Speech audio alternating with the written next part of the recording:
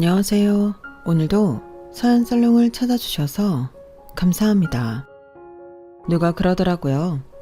훌륭한 사람이 되는 것보다 평범한 사람이 되는 게 더 힘들다고요. 저도 한때는 남들보다 먼저 높은 자리에 올라가는 게 인생 최고의 행복인 줄 알았던 시절이 있었어요. 그런데 살아보니 최고의 행복은 그저 남들처럼 평범하게 살아가는 게 아닌가 싶더라고요. 제가 돈 많은 시댁에 시집을 왔을 때 제 친정 식구들도 그렇고 친구들도 그렇고 다들 제게 성공했다며 엄청 부러워했어요. 하지만 11년이 지난 지금 돌이켜봤을 때 제 결혼 생활이 그리 행복하지만은 않았던 것 같아요. 물론 남편과 사이는 좋았지만 워낙 시댁 식구들의 간섭도 심하고 압박이 심해서 결론적으로 힘들었어요. 그래도 시동생 내에 비하면 아무것도 아니었을 거예요. 제가 이렇게 사연을 보내게 된 것도 시동생 내외에 대한 미안함과 고마움을 전하고 싶어서였어요. 저희 시댁이 도대체 어떤 집이었길래 그러는지 지금부터 들려드릴게요. 저는 목동에서 나고 자랐어요. 흔히들 강남 엄마들의 학고열에 대해 대단하다고들 하지만 제가 경험해본 바로는 목동 엄마들도 만만치 않았어요. 특히 제가 살던 아파트 단지 엄마들은 목동 엄마들 중에서도 최고였어요. 같은 단지에 사는 친구들 엄마만 봐도 그랬어요.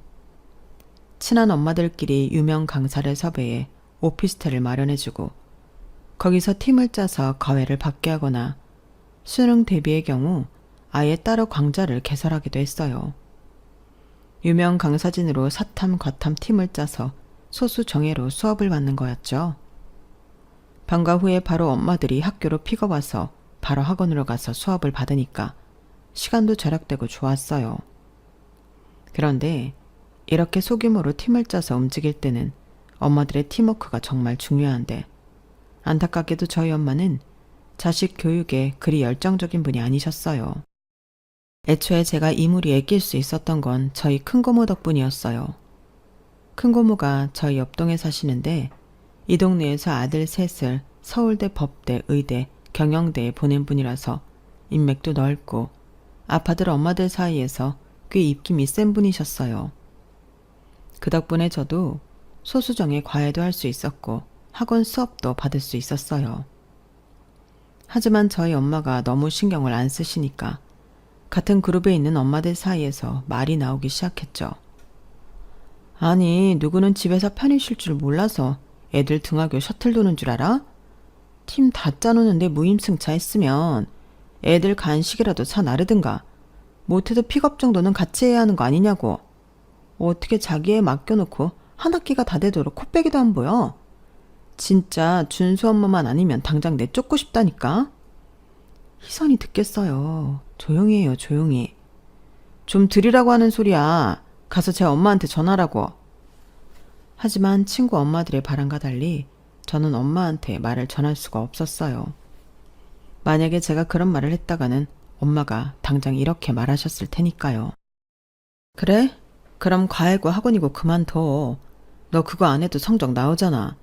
머리가 안 좋은 애들이나 유난 떨며 공부시키는 거지. 넌 나 닮아서 그렇게 안 해도 되는 애잖아. 엄마는 제가 자신을 닮아 공부를 잘한다고 철석같이 믿고 사시는 분이었어요. 따지고 보면 엄마의 그런 믿음은 딱히 틀린 것만은 아니었어요. 초등학생 때부터 저는 친구들에 비해 노력을 덜 해도 성적이 잘 나왔거든요. 그리고 그건 확실히 엄마를 닮긴 했어요. 저희 엄마는 사교육 도움 없이 서울대 영문과에 들어갔거든요. 가정 형편이 어려워서 사교육을 받을 상황조차 안 되기도 했지만 워낙 머리가 좋아서 혼자 공부해도 전교 1등을 놓치는 적이 없었대요. 반면에 저희 아빠는 고액 과외는 물론 집에 가정교사까지 두고도 삼수 끝에 후기 때에 겨우 들어갔을 정도로 공부머리가 없는 사람이었어요. 그나마도 아빠가 삼수를 할 때 과외 선생을 잘 만나서 후기 때라도 붙었다고 하더군요. 그때 아빠의 과외 선생이 바로 저희 엄마였어요. 자기보다 2살 어린 여대생한테 과외를 받아야 했던 아빠는 자존심이 상해서 죽어라 노력했고 대학 합격을 통해 그 결실을 맺은 거였죠. 손 귀한 집 4대 독자를 대학에 넣어준 덕분에 엄마는 저희 할아버지 할머니한테는 생명의 은인과 같은 대접을 받으셨어요. 특히 할머니께선 엄마를 아빠 짝으로 이어주려고 엄청 공을 들이셨다더라고요. 엄마 대학 학비는 물론 단골 의상식에 데려가 철철이 옷도 맞춰주시고 수시로 용돈까지 주셨으니까요. 그렇게 공을 들인 뒤엔 엄마가 졸업을 하자마자 낚아채서는 아빠랑 결혼을 시키셨어요. 미국 유학을 보내주겠다는 말에 혹했던 엄마는 딱히 사랑하지도 않았던 아빠와 결혼을 하고 말았죠. 하지만 세상 일이 계획한 대로 되면 얼마나 좋았게요. 그러지 않는다는 게 문제였죠. 하필 신혼여행에서 저를 임신하는 바람에 엄마는 미국 땅은 밟아보지도 못했어요. 출산 후에는 육아를 하느라 당연히 유학 얘기는 꺼내지도 못했고요. 영문과 교수가 꿈이었던 엄마는 제가 태어나는 바람에 그렇게 바라던 꿈을 이룰 수 없게 되었어요. 애초에 미국 유학이 아니었다면 아빠와 결혼할 이유가 없었던 엄마와 부모님 성화에 등 떠밀려 결혼했던 아빠는 사이가 그리 좋지 않았어요. 쇼윈도 부부 그 자체였어요. 어릴 때부터 화목한 가정은 동화나 드라마에나 나오는 거라고 생각할 정도로 저희 부모님은 남보다 못한 사이셨어요. 대개 보면 부모님들끼리는 사이가 안 좋아도 자식한테는 따뜻하게 대해주기 마련인데 저희 부모님은 그렇지 않았어요. 저 때문에 자신의 인생이 망했다고 생각하는 분들이셨거든요. 그나마 제가 공부를 잘했기 때문에 엄마는 아빠보다는 저를 많이 챙겨주시는 편이었어요. 제가 엄마의 유전자를 많이 물려받은 것 같다시며 은근히 좋아하셨거든요. 하지만 딱 거기까지였어요. 어릴 때부터 학습지 한번 안 시켜주셨고 친구들이 다 다니는 보습학원도 안 보내주셨거든요. 그런 건 네 아빠처럼 돌대가리들이나 다니는 거야. 공부는 혼자 터득해서 하는 거지 남이 머릿속에 넣어주는 게 아니라고. 다행히도 넌 나를 닮아 그런데 시간 낭비할 필요 없으니까 학교 수업 잘 듣고 예습 복습이나 철저히 해. 중학생 때까지는 엄마 말대로 사교육에 도움 없이도 성적이 잘 나왔어요. 그런데 고등학교에 들어가고 나니까 조금씩 버거운 과목이 생기더라고요. 그러던 차에 큰 고모가 나서서 거의 모둠에 저를 넣어주셨고 그게 쭉 이어왔던 거였죠. 그런데 엄마가 하도 신경을 안 쓰니까 엄마들 사이에서 불만이 터져나왔고 그 말은 결국 큰 고모 귀에까지 들어가게 되었어요. 이렇게 사람이 어쩜 이래? 아니 그동안 얘만 맡겨놓고 픽업도 한번 안 해줬다는 게 사실이야? 세상에 내가 민정이 엄마한테 그 얘기를 듣고 너무 창피해서 쥐구멍이라도 찾고 싶은 심정이었다고. 희선이가 남의 자식이야? 올케 딸이잖아.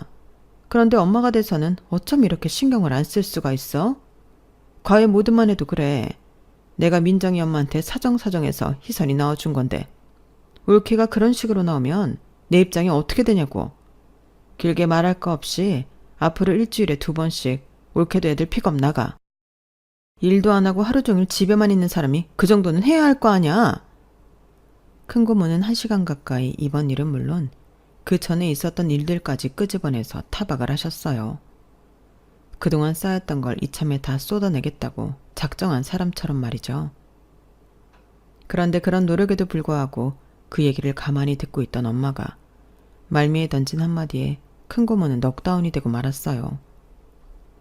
애들 머리는 엄마 닮는다잖아요. 그러니 그렇게 머리 안 좋은 엄마들이 자식들을 다그치는 거 아니겠어요? 자기 머리 닮아서 공부 못할까봐 자식들한테 좋은 머리는 못 줬으니까 돈으로라도 처발라 주겠다. 이런 심산인 모양인데 형님도 아시잖아요. 우리 희선인 그럴 필요 없다는 거. 내 딸은 형님 자식들이랑은 다르거든요. 한마디로 너는 돌대가리라서 그렇게 돈으로 자식들 사교육에 열중한 거고 나는 좋은 머리 물려줬기 때문에 그럴 필요가 없다는 얘기였어요. 저희 할머니께서는 어떻게든 큰 고모를 대학에 보내려고 고가의 악기까지 사서 음대에 지원시켰지만 큰 고모는 내신이 너무 안 좋아서 끝내 대학에 못 들어갔거든요. 그걸 아는 엄마는 고모의 아킬레스건이 어딘지 정확히 알고 있었고 엄마의 예상대로 큰 고모는 거품을 물고 넉다운이 됐어요.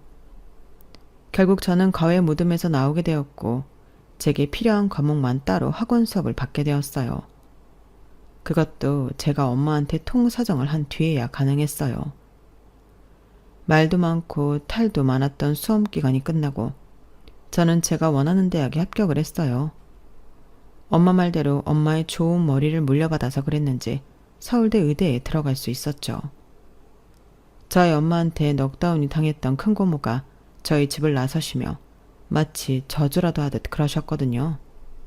하, 그래 어디 해봐. 내 도움 없이 희선이가 서울대에 들어가면 내가 내 손에 장을 찢은다. 누구보다도 제 불합격을 소원하셨을 큰 고모는 제 합격 소식에 많이 상심하셨을 거예요. 하지만 제 앞에서는 세상 누구보다 제 합격을 축하해 주시더라고요. 역시 자식은 엄마 머리 담는 것 같다면서 저희 엄마도 한껏 치켜세워 주셨고요. 덕분에 손에 장을 찢으겠다는 말은 쏙 들어가 버렸어요. 큰 고모가 공부머리는 안 좋았는지 몰라도 처세머리는 나쁘지 않은 것 같았어요. 대학에 들어간 이후 정말 눈코 뜰 새 없이 바빴어요. 일정이 빽빽해서 나쁘게 아니라 공부해야 할 게 너무 많아서 잠도 줄여야 할 판이었거든요.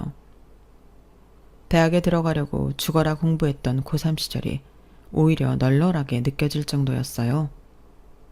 그런데 선배들 말을 들어보면 지금은 편한 거라고 하지 뭐예요. 인턴 시작하면 그땐 인간이 이렇게 잠을 안 자고도 살 수 있다는 걸 깨달을 수 있을 정도로 잠을 잘 시간이 없다는 거예요. 그러니 지금 대학 생활을 한껏 즐기라고 말이죠. 지금도 정신없이 바쁘게 살고 있는데 여기서 대학 생활까지 즐기라니 도대체 선배들은 어떤 사람들이길래 그런 말을 할 수 있는 건지 이해가 안 갔어요.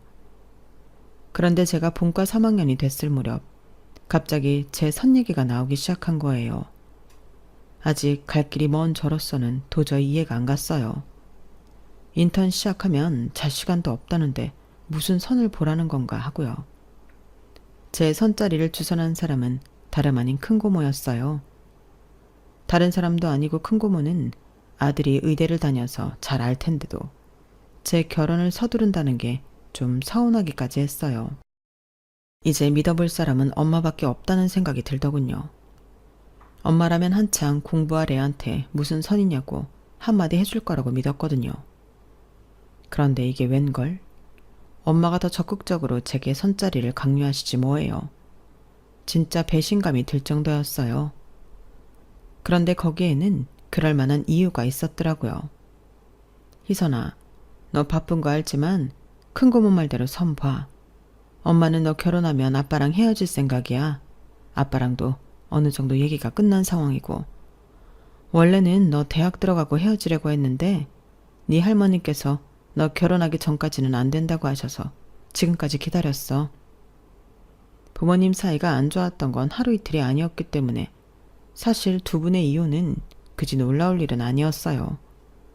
다만 제가 황당했던 건 부모님 이혼 때문에 제 결혼을 서둘러야 하는 분위기였어요. 어릴 땐 어리기 때문에 부모님한테 휘둘러 살았다지만 성인이 된 지금까지도 제 인생이 부모님 결정에 휘둘린다는 게 참을 수 없었거든요. 그래서 큰 고모가 주선해 주신 선자리를 몇 번이나 거절했어요. 발표 준비를 해야 한다거나 실습이 있다거나 시험 기간이라거나 할 수 있는 모든 핑계를 대가면서 말이에요. 그러다 더는 구실이 없어진 시점에 끌려나간 선자리에서 지금의 남편을 만나게 되었어요. 남편의 첫인상은 딱히 기억에 남을 만한 모습은 아니었어요. 애초에 파투를 내려고 나갔던 자이였기 때문에 관심조차 없었으니까요. 그렇다고 대놓고 싫은 티를 내면 기껏 주선해 주신 큰고모한테 피해가 갈 것 같아서 상대가 먼저 퇴짜를 놓을 정도로만 재수없게 굴기로 했어요.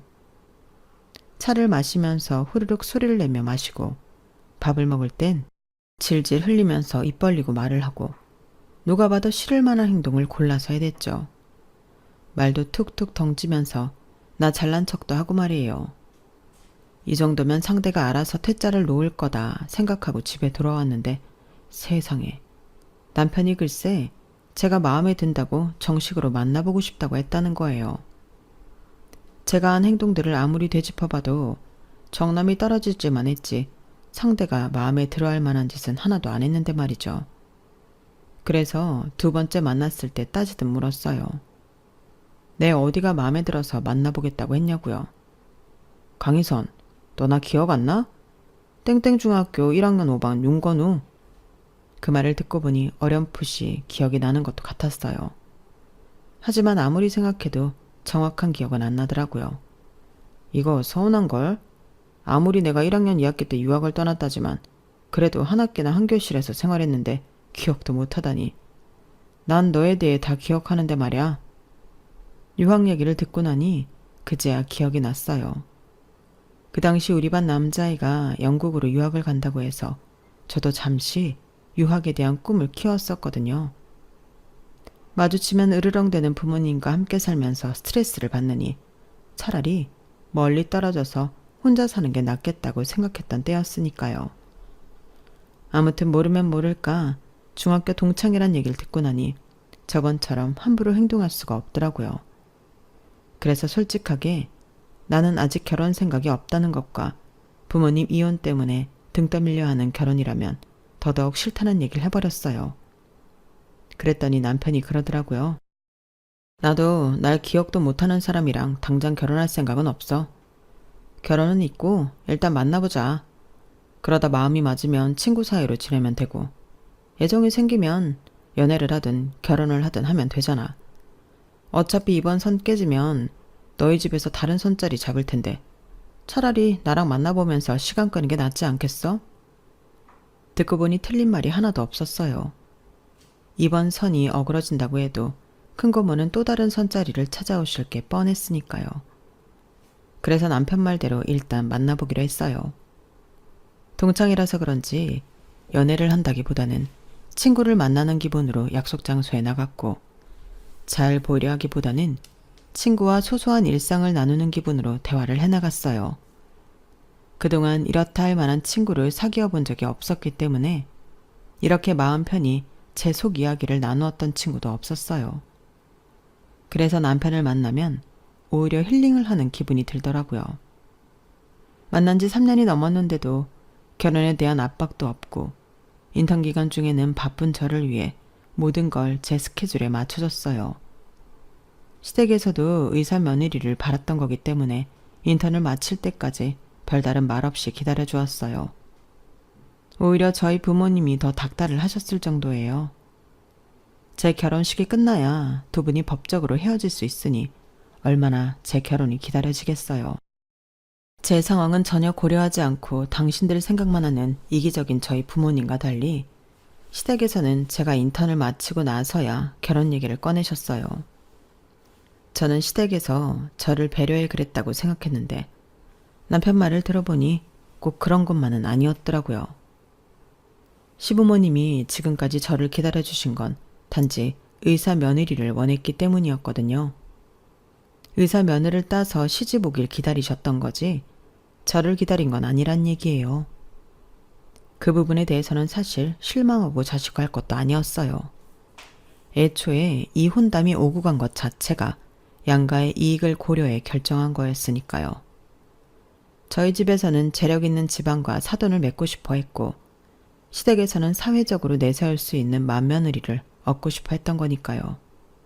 그러니 이제 와서 누굴 탓하겠어요. 결혼 얘기가 나오기 시작하고 얼마 안 돼서 바로 상견례 자리가 마련됐어요. 이미 양가 부모님들끼리 대략적인 결혼 얘기는 다 끝난 상황이었기 때문에 상견례는 형식에 불과한 자리였어요. 양쪽 모두 부모님과 남편 저 이렇게 한자리에 모여 인사와 덕담을 나누고 끝이 났어요. 그런데 막상 결혼식 당일이 되니 남편 동생이라는 사람이 떡하니 자리하고 있지 뭐예요. 대학생으로 보이는 시동생의 등장에 저희 부모님은 당황하셨고 중매를 선 큰고모는 당황한 표정으로 설명을 이어갔어요. 그게 실은 둘째 부인 자식이야.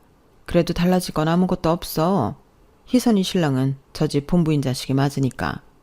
나중에 부모 죽으면 그 재산 누구한테 가겠어? 뭐니 뭐니 해도 본부인 자식이지. 그러니까 아무 걱정 안 해도 돼. 큰고모는 아무 문제 없다며 걱정 말라고 하셨지만 결혼 전에 그 사실을 알고 하는 것과 모른 채 결혼식 당일에 알게 되는 건 천지 차이였어요. 본부인과 섭외를 하고 재혼한 부인한테서 얻은 자식이 있다는 게 사실 흠은 아니지만 그걸 감췄다는 건 뭔가 석연치 않은 구석이 있다는 뜻이잖아요. 저희 부모님은 결혼식 내내 심기불편한 표정이셨지만 그렇다고 결혼식을 뒤엎거나 시댁에 항의를 하진 않으셨어요. 어떻게든 조용히 식을 마치는 게 우선이라고 생각하시는 것 같더라고요. 사실 저는 결혼 전부터 시동생의 존재에 대해 알고 있었어요. 남편이 사귀고 얼마 안 됐을 때 자신의 가정사를 다 말해주었거든요.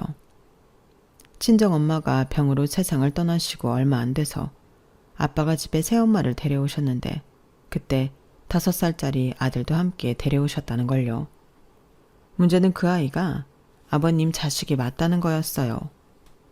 아픈 본초를 두고 밖에서 자식까지 나와 키워왔단 얘기였죠. 새엄마와 동생이 집에 들어오고 얼마 지나지 않아 남편은 해외로 유학을 떠나게 되었어요. 본인이 원했던 건 아니고 아무래도 새엄마의 입김이 아니었을까 생각하더라고요.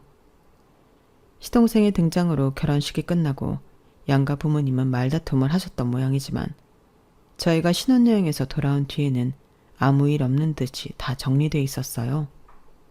하지만 몇 달 뒤 저희 부모님이 이혼을 하시자 시댁에서는 엄청 난리가 났어요. 특히 시어머니가요.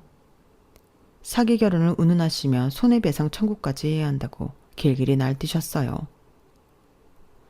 아니, 앞으로 이 회사를 물려받을 장남이 이런 흠 있는 집안이랑 결혼을 했는데 내가 어떻게 가만히 있을 수가 있니? 새아기 너, 네 입으로 말해봐라. 너라면 이혼 과정에 귀한 네 자식을 장가보낼 수 있겠니? 못하겠지? 그냥 평범한 사람도 아니고 1,000명이 넘는 직원들 거느린 회사 대표직에 앉을 사람인데 이런 사람한테 똥물을 튀겨도 되느냐고. 사람들이 뒤에서 뭐라고 하겠니? 안 그래도 큰애 사업 실적이 안 좋아서 말들이 많은 판에 저것까지 이 모양이라니 나 원참. 어머님의 말씀을 들어보면 표면적으로는 장남을 끔찍이나 생각하는 것처럼 들릴지도 모르겠지만 자세히 따져보면 오히려 그 반대였어요. 본처 자식인 맏아들한테 흠이 생겼으니 대표 자리를 다른 아들, 즉 자신이 낳은 둘째한테 넘겨야 한다는 취지의 밑밥이었거든요. 제 남편의 실적 문제를 운운했던 것도 제 남편을 무능한 인간으로 보이게 하려는 수작이었어요.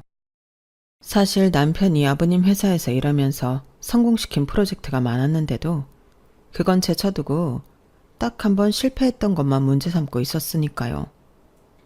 그날 이후로도 어머님은 집안 사람들이 모일 때마다 제 친정 부모님의 이혼을 운운하며 제 남편까지 함께 깎아내리기 시작했어요. 자기 아들을 차기 대표로 만들기 위한 빌드업 작업이었죠. 그리고 그 완성은 제 친정보다 더 재력 있고 저보다 더 사회적 지위가 높은 둘째 며느리를 들이는 거였어요. 대학생 신분인 시동생은 이런 모친의 욕망 때문에 시도 때도 없이 선자리에 불려나가야 했어요. 예전에 나를 보는 느낌이라서 괜히 짠하긴 했지만 그렇다고 제가 나설 일은 아니라서 두고 보기만 했어요. 그런데 생각지도 않은 순간에 어머님의 꿈이 아작이 나고 만 거예요. 학교에서 같은 과 동기들과 농구를 하던 시동생이 농구 코트 근처에 세워져 있던 자전거랑 부딪혔는데 하필 다친 부위가 중요 부위라서 병원에 실려가게 된 거예요.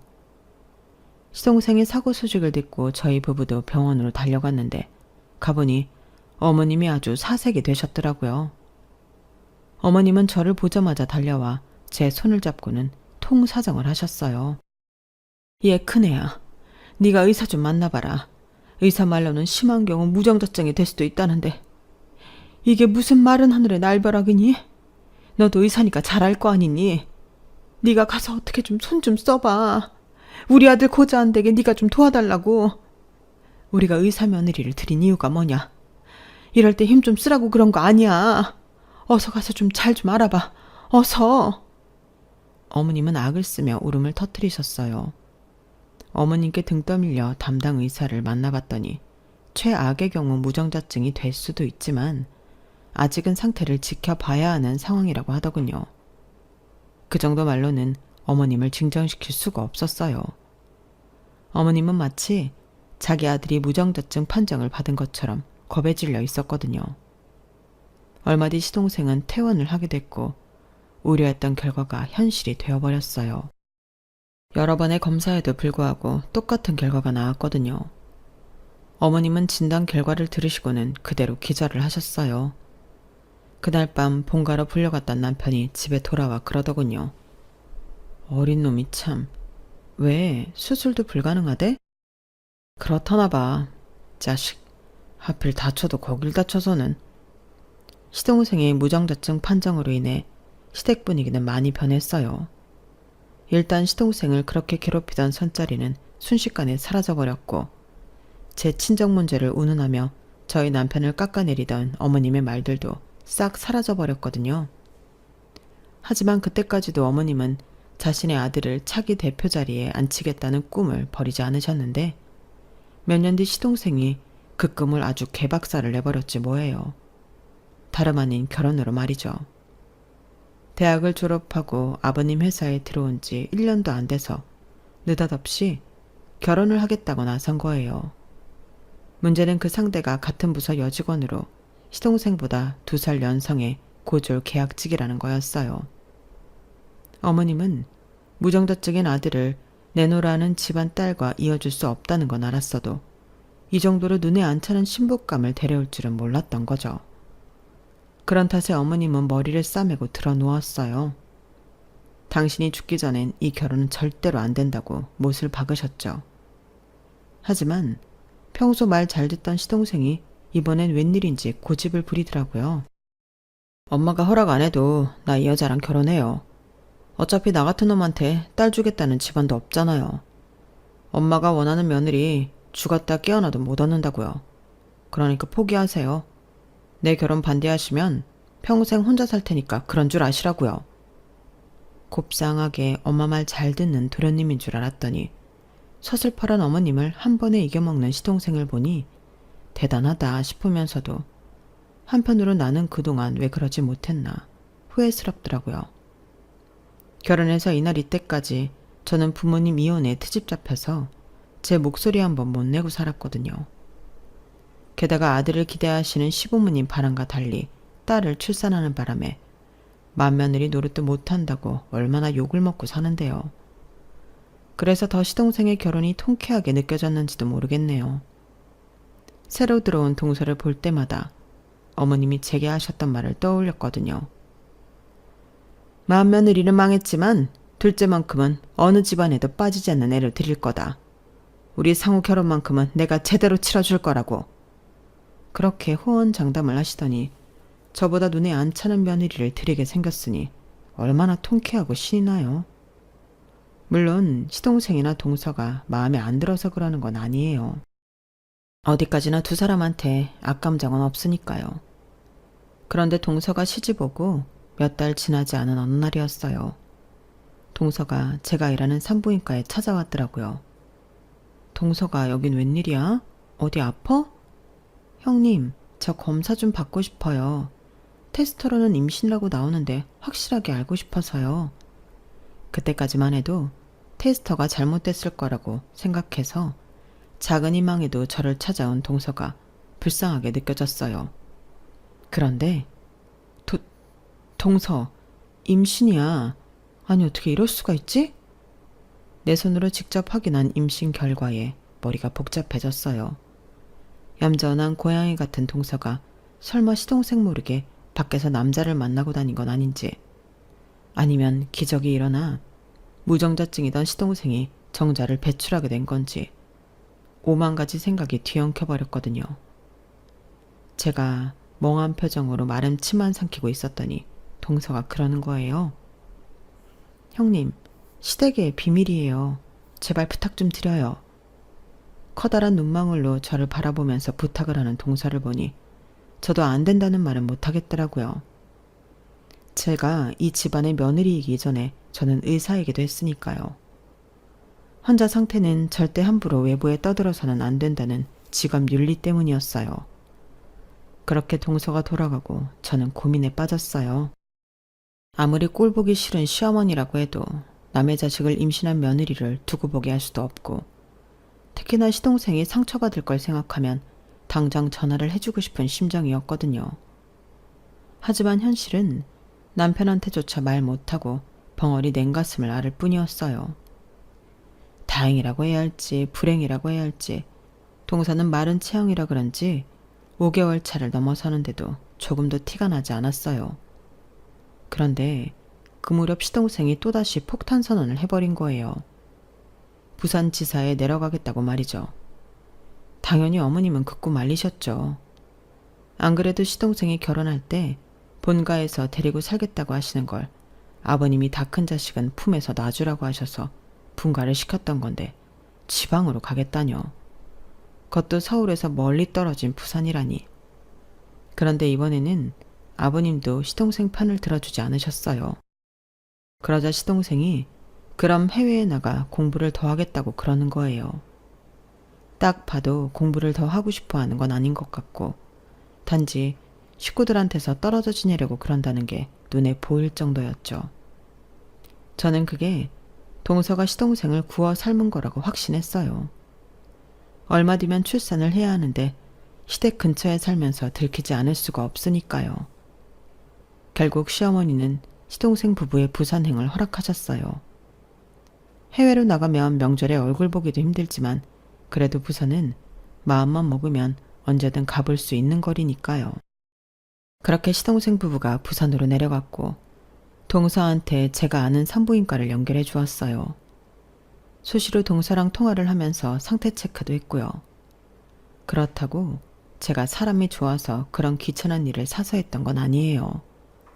단지 어릴 때 부모님을 잃은 동서한테는 딱히 친정이 없어서 돌봐줄 사람이 없었다는 걸 알기 때문이었어요.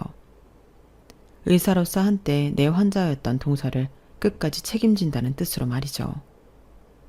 부산에 사는 동안 나날이 배도 불러왔고 결국엔 시동생도 임신 사실을 알게 된 것 같더라고요. 그런데 하필 동서가 출산 예정일을 일주일 앞두고 일찍 출산을 하게 된 거예요. 마침 시동생은 서울지사에 가 있는 터라 쉽게 빠져나올 수가 없는 상황이었고요. 동서의 출산을 시댁에 알릴 수는 없는 처지잖아요. 그래서 제가 대신 부산으로 달려갔어요. 도착해보니 이미 동서는 분만실에 들어가 있더라고요. 제가 할 수 있는 일이라고는 분만실 앞에 놓인 의자에 앉아 동서의 순산을 기도하는 것 뿐이었어요. 그런데 1시간쯤 지났을까요? 분만실 입구에 걸려있던 전광판에 불이 켜지더라고요. 딸이었어요. 정리를 마친 뒤 침상에 실려 분만실을 나온 동서를 보니 얼마나 힘들게 산통을 겪었는지 알겠더라고요. 온몸이 땀에 젖어서 기진맥진한 상태였거든요. 동서는 저를 보자마자 울음을 터뜨렸어요. 산부인과 의사로서 수많은 산모들을 봐왔지만 그 순간만큼은 저도 울컥하더라고요. 제가 출산을 했던 그때가 떠올랐거든요. 그렇게 서로를 미워했던 부모님인데도 제가 출산을 했다는 소식에 두 분이 한 걸음에 달려와 분만실 앞을 지키고 계시더라고요. 그때 엄마 아빠의 눈빛이 너무도 따뜻하고 다정해서 창피한 것도 모르고 펑펑 울었더랬어요. 아이를 낳아보니 부모님 마음을 알 것 같았거든요. 세상에 자기 자식한테 사랑이 없는 부모는 없다는 것도 말이죠. 그래서 부모가 안 계신 동서의 눈물에 저도 모르게 울컥했던 것 같아요. 일반실로 내려온 뒤 동서한테 미역국을 먹였어요. 그랬더니 동서가 저보고 친정엄마 같다고 우스갯소리를 하더군요. 동서, 애 낳느라 힘든 사람한테 이런 말하기 그렇지만 이제 어떡할 거야? 도련님은 동서를 이해해준다고 해도 어머님 아버님은 어떻게 설득할 거냐고. 아니, 그보다 애 아빠가 누구야? 그 사람한테 알려야지. 그러자 동서가 싱글싱글 웃으며 그러는 거예요. 일 마치면 여기로 온다고 했어요. 자기 애가 태어났는데 어떻게 안 오겠어요? 맹랑하게 이런 소리를 하는데 지금까지 가여웠던 마음이 싹 사라지는 거 있죠. 그런데 잠시 뒤 제가 뒤통수를 제대로 맞았지 뭐예요. 애 아빠라고 병실로 들어온 사람이 다름 아닌 제 시동생이었거든요. 어떻게 이런 일이 벌어질 수 있냐고요? 글쎄 시동생이 식구들 모르게 정관계통 수술을 받았더라고요.